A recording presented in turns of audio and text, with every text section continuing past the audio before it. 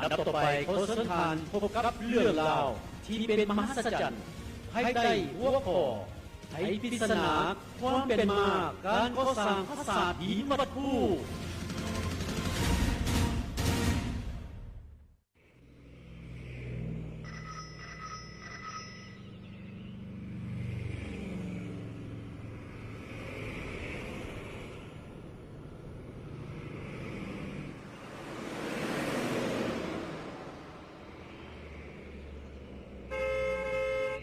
สบายดียินดีต้อนรับทุกท่านสู่แขวงจำปาสักสบายดีถามพ่อโดนบ่บนดูเนาะข่อยก็บ่มาหอดคือกันทุกท่านมาจุดนี้ทุกท่านสามารถได้เห็นสถานที่สำคัญจากตำนานที่เราค้านกันมาแล้วเราจะไปไหนต่อไปเขาคิดว่าตามแผนนี้เขาจะไปวัดภูแต่มีสองเส้นทางทางหนึ่งไปตามเส้นทางใหม่และทางหนึ่งจะไปทางกระบะไปทางกระบะทางกระบะ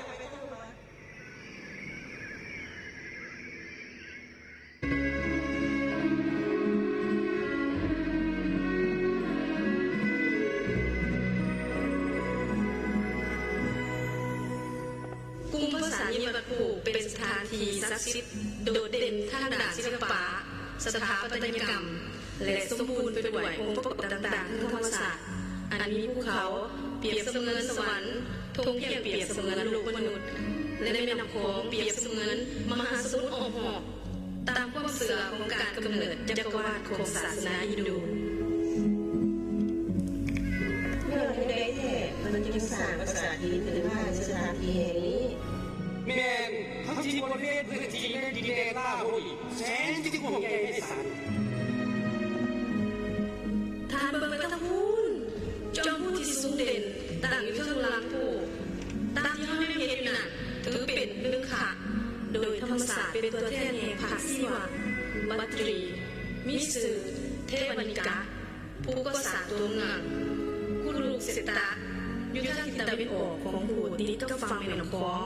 เป็นผู้รับพรจากผู้ลึกขาหรือว่าลึกขาปรวัตตะถือเป็นการสักการะเป็นอย่างสูงต่อมาสุนทีสืบต่ออาศัยอยู่ในตัวเมืองภายใต้การพาของพญากรรมธาก็ได้พร้อมกันสร้างวัดขึ้นอยู่ที่วัดภูในปัจจุบันเพื่อเป็นการสักการะบูชาเทพเจ้าของพวกเขาเจ้าตีมุตรีอันเป็นพระศิวะเป็นประธานมีพระพรหมและพระวิษณุเป็นห้องแต่การก่อสร้างเห็นได้ไม่ไหวหรอกในเมืองชุมชนพนวนบ่ได้มีเครื่องจักรเครื่องมือยังไม่มีเครื่องยกหินสับแม่แล้วโอปราสาทเห็นจะใหญ่โตฐานและสวยสดงดงามจนบ่อยากเชื่อว่ามนุษย์เป็นผู้สร้างปานว่ามีเทวดาถึงฟ้าลงมาสร้าง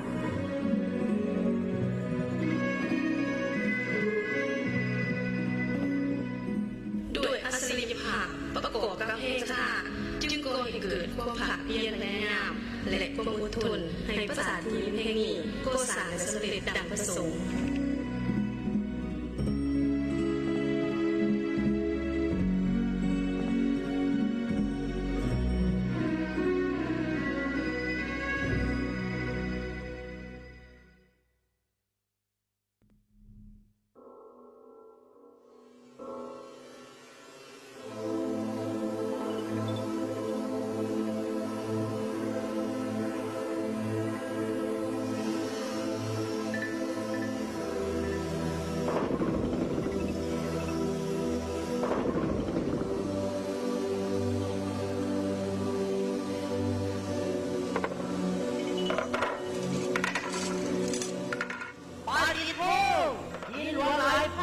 ซุ่มนี่ข้ากันเอามาแต่ท่านใดโอ้เจ้าผู้ฉันบ่ประเภทดินโอจีแม่นเอามาแต่แถวเมืองปทุมพรวนส่วนดินทรายแม่นหาเอาตามเปิ้นผู้โปเล็กแถวนี้ละ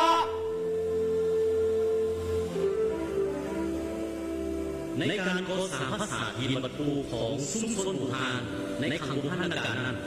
ยังมีเครื่องไม้เครื่องมือเครื่องคุณแห้งหรือเครื่องจักรใดๆแต่ด้วยแห่ศรัทธาต่อเทพเจ้าที่จะคอยปกปักรักษาโลกมนุษย์ด้วยความเอ็นดูภายใต้การนำพา และบัญชาการของพญากรรมฐาน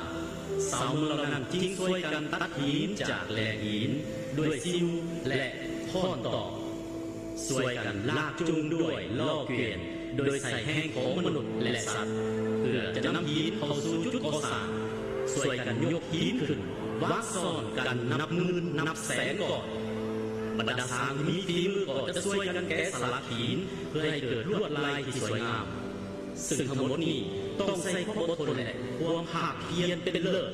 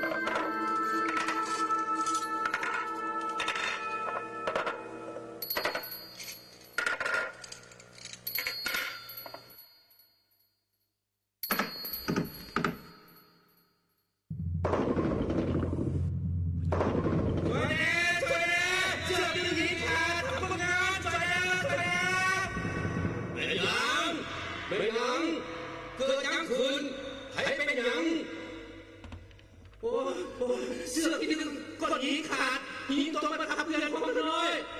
ทหารไปช่วยกันยกหินออกและช่วยชีวิตคนงานไปไว้ไปโดยไปเลย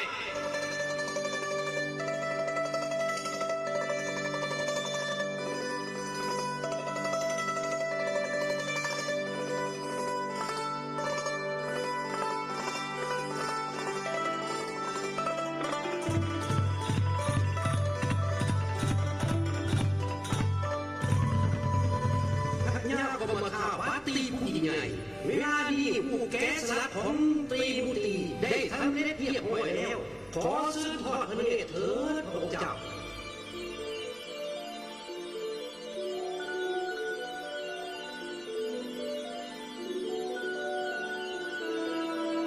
โอ้มันสร้างเป็นองค์เทพ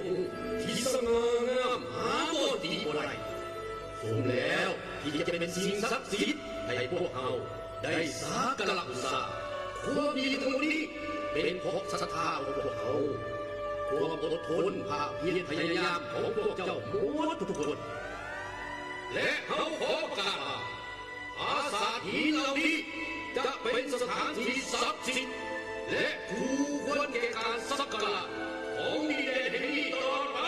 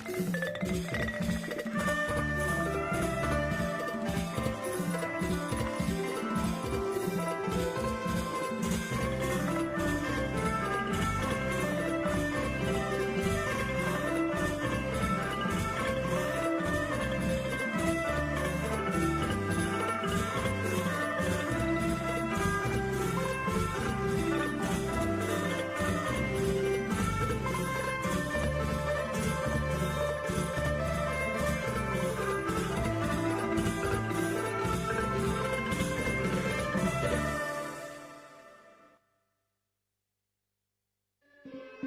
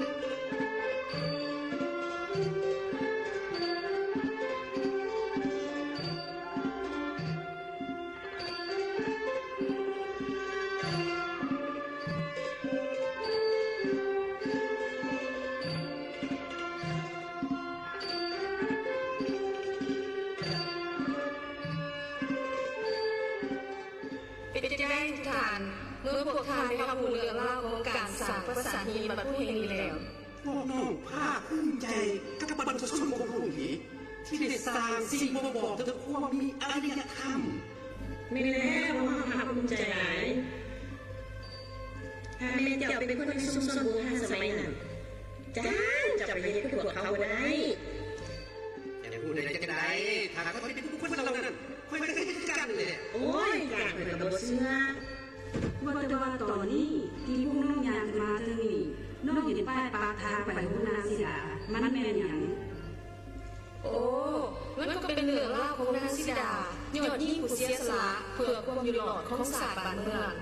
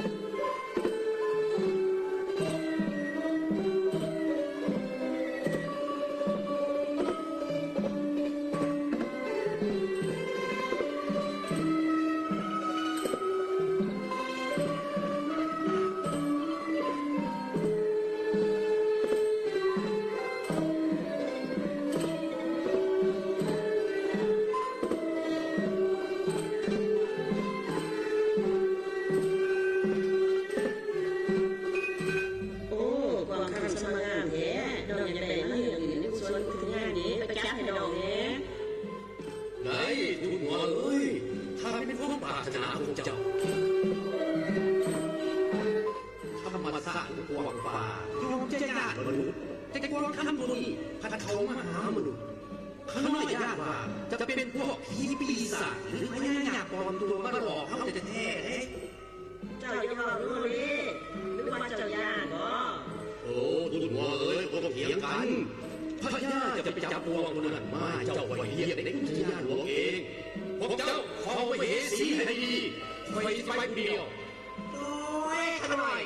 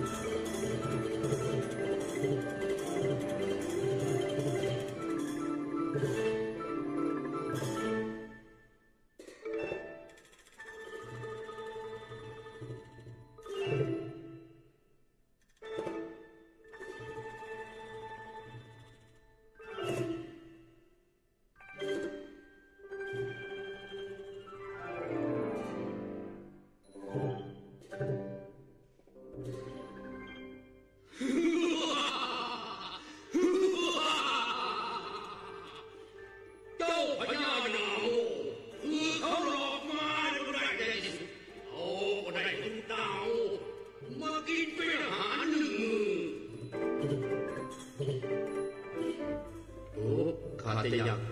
ขอจะได้กินเขาถอนเขาเป็นพญาของเมืองถ้าเมืองมีพญาปกครองชาวเมืองจะอยู่ได้อย่างไรมันเป็นเรื่องของเจ้าโอ้ดำขอเพียงแต่เอามีมนุษย์กินเป็นอาหารเฉพาะแล้ว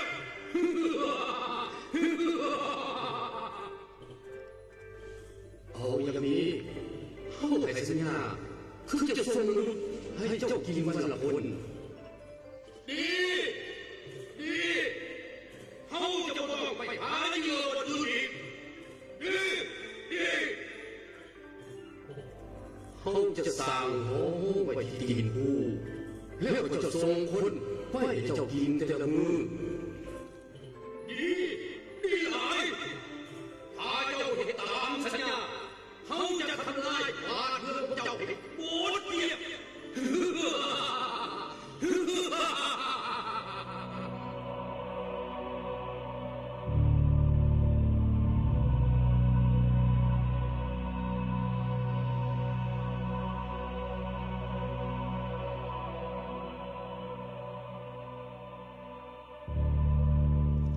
ากนั้นพญาได้สร้างหอโป่งไว้หลังหนึ่งเพื่อเป็นบอนป้อนคนให้ยักษ์กินตามสัญญาซึ่งจะจับเอาแต่นักโทษประหารมาให้ยักษ์กิน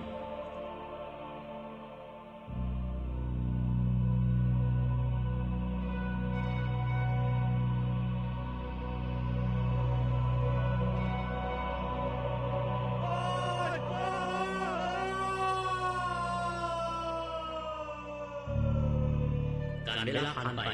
นักโทษประหารที่จะส่งไปเป็นอาหารให้ยักษ์ก็บ่มีอีกแล้วต่อมาได้จับส่งนักโทษสถานเบาเพื่อป้อนยักษ์และบ่นานจำนวนนักโทษสถานเบาก็หมดเส้นกันพญาจึงประกาศหาผู้เสียสละชีวิตเพื่อเป็นอาหารให้ยักษ์ก็มีผู้เสียสละจำนวนหนึ่งมาอาสาสมัครเป็นอาหารให้ยักษ์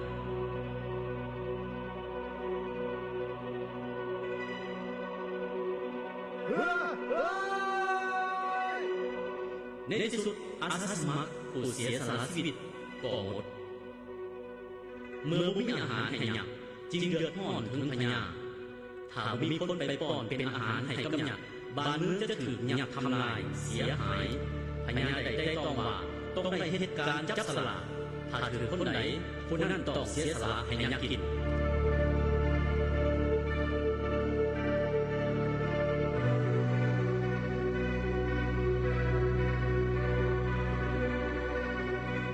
การจับสลากดำเนินไป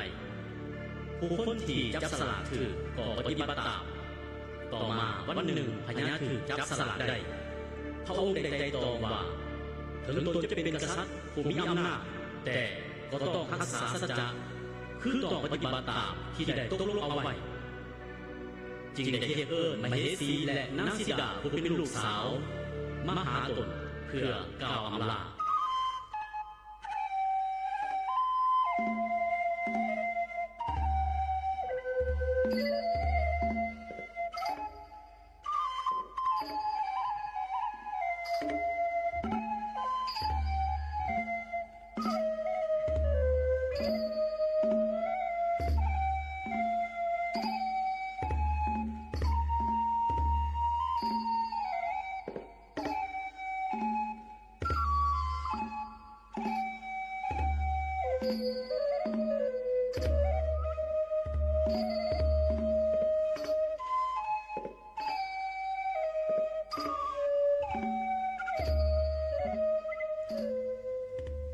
น้องเอ๋ย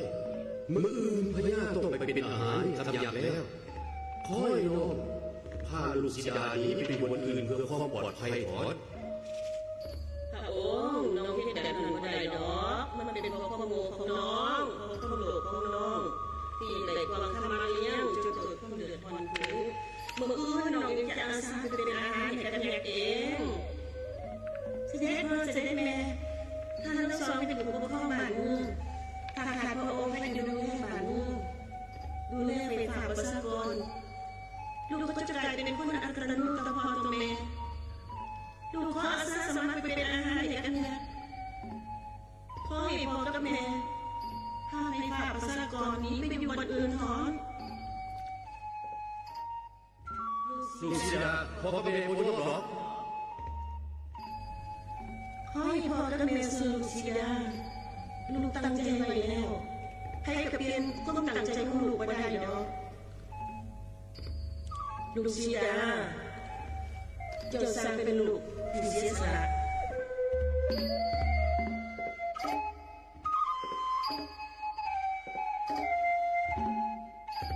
เฮาขอประกาศว่า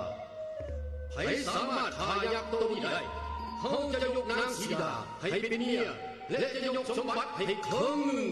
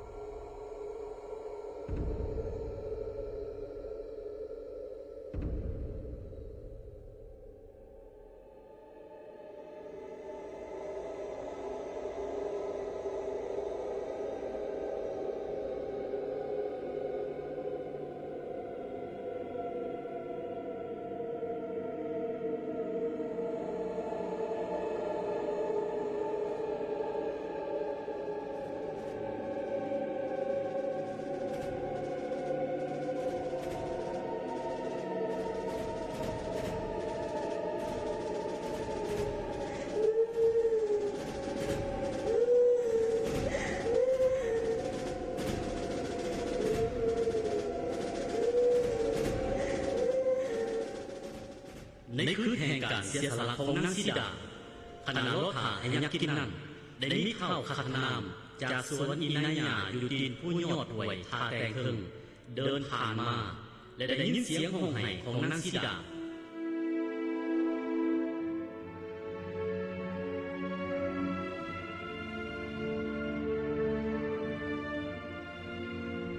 มาเลยท่านยักษ์มาเอาข่อยไปกินเป็นอาหารพร้อมสมกับความอยากของเจ้ามาโลด บ่แม่นข่อยบ่แม่นยักษ์ข่อยคือข้าวขัดน้ำ เจ้าไม่เห็นหยังหนีไปอย่าจะจับตัวเจ้าไปกินหนีไปอยู่นี้ บ่ข่อยบ่ไปข่อยจะช่วยเจ้าบ่ให้ถึงยักษ์กิน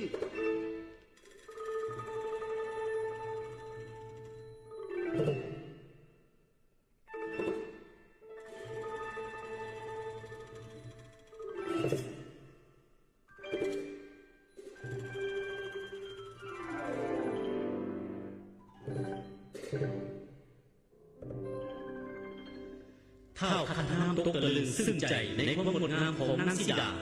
เขาทั้งสองซักถามความเป็นมาเว้าจาและเกิดความหักใคร่ต่อกัน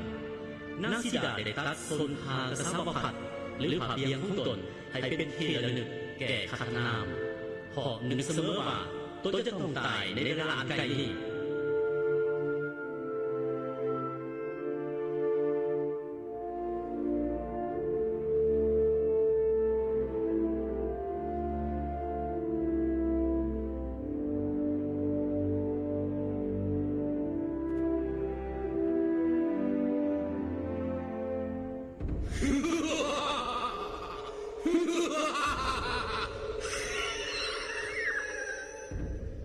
มือที่สามในโลกของเขา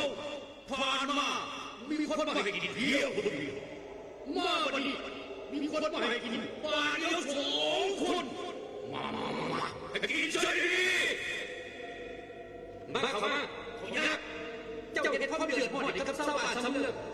มือนี้เจ้าจะต้องตายในมือของใคร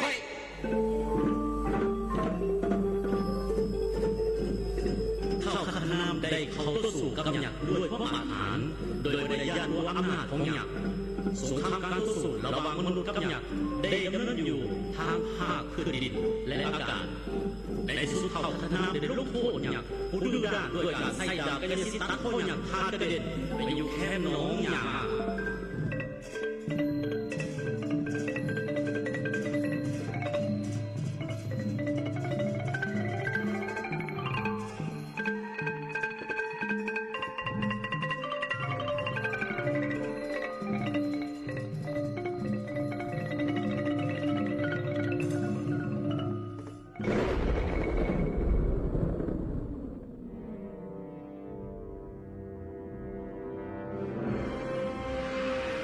ตื่นเช้ามาค้นหาหญ้าให้มาและมาพบเห็นหญ้าก็ได้ปะเข้าหญ้าและเฝ้าแล่นกลับคืนไปยังโพงพญาและกราบทูลพญาว่าข้าพเจ้าได้ฆ่ายักษ์ตายแล้วทิ่มหัวไว้อยู่หนองหญ้ามา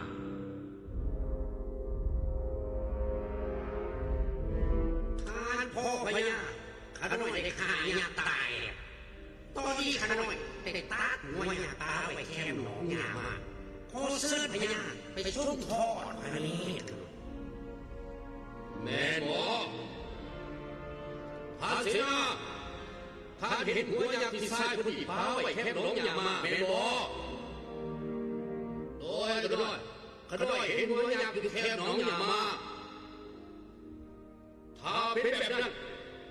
เฮาจะยกนางสีดาลูกสาวของเฮาให้เป็นเมียของเจ้าแล้วจะยกสมบัติให้คงหนึ่งทราบก็เสด็จพ่อทราบคนนี้บ่เป็นคนที่ขายยักษ์ลูกจะบ่ยอมเป็นเมียทราบที่หลอกลวงคนนี้เด็ดค่ะจากคำปฏิเสธของนางสีดาว่าทรายค้นหาหญ้าให้มาบ่แม่นผู้ฆ่ายักษ์และนางก็บ่ยอมเป็นเมียของทรายคนนั้นเด็ดขาดพญาจึงได้ประทานให้ผู้พศาสไว้เป็นที่สี่ผู้ของนางสีดาพร้อมเป่าประกาศให้ผู้กล้าได้มาเสนอตัวเพื่อเป็นผู้ครองกับนางสีดาบรรดาขบวนสร้างม้าของสายห้อย7 ตัวเมืองต่างก็ไฟฝันเดินทางมาเที่ยวเวียนหอประสาทจนได้สื่อเป็นหนองเวียนมาถึงทุกวันนี้แต่แล้วก็บ่เห็นผู้กล้ามาเสนอเป็นผู้ครองกับนาง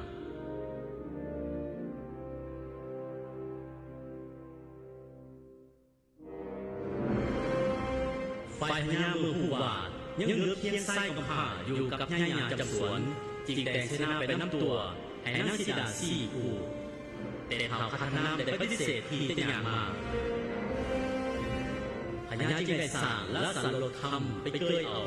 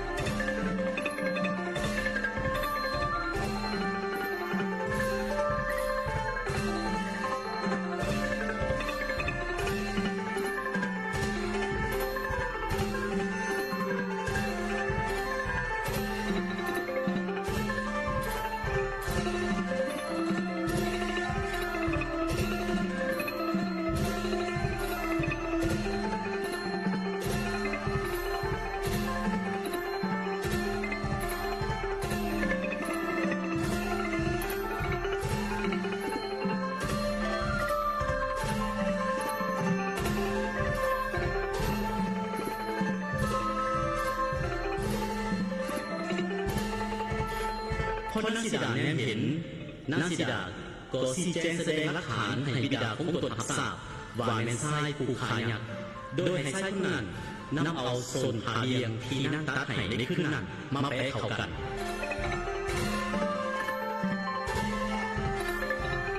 นางสีดาก็บอกแจ้งแสดงออกเป็นหลักฐานซึ่งหาเอามาแปะแทนเดียวโดยแท้